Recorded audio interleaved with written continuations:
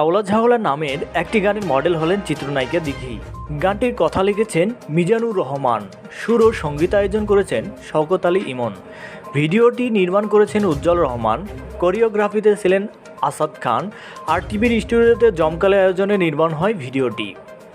এ প্রসঙ্গে দিঘি বলেন, কাজটি খুবই ব্যতিক্রম হয়েছে।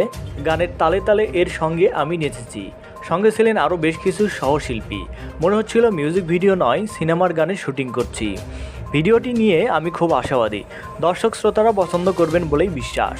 মিউজিক ভিডিওটি ঈদে RTV বিশেষ অনুষ্ঠান এবং RTV মিউজিক চ্যানেলে উন্মুক্ত করা হয়েছে।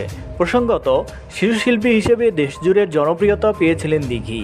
গত বছর তিনি নায়িকা হিসেবে আত্মপ্রকাশ করেন। এরই মধ্যে তুমি আসো তুমি নেই ও টুঙ্গিপাড়ার মিয়া ভাই সিনেমা দেখা গেছে তাকে। কাজ করেছেন জাতির জনক শেখ মুজিবুর রহমানের বায়োগ্রাফিক বঙ্গবন্ধুতেও। দিঘি আরও বলেন, গত বছরের এপ্রিল মাসে আমি প্রথম বউ সেজেছিলাম। এরপর সর্বশেষ বউ সাজলাম গত 21শে ডিসেম্বর। তার আগের দিন আমার পরীক্ষা শেষ হয়েছিল, তাই খুব মজায় এবার বউ সাজলাম। গত 9 মাসে এই নিয়ে মোট 8 বার লুকে বউ সেজেছি, তবে শ্যুট হয়েছে 4 বার। প্রতিবারই বউ হওয়ার ছবিগুলো সামাজিক যোগাযোগ মাধ্যমে ভক্ত শুভাকাঙ্ক্ষীদের সঙ্গে শেয়ার করে নেন দিঘি। এবারও তাই করেছেন। তার পরপরই সবার কাছ থেকে মজার সব মন্তব্য পাচ্ছেন তিনি। এসব এই অভিনেত্রী খুব এনজয় করেছেন।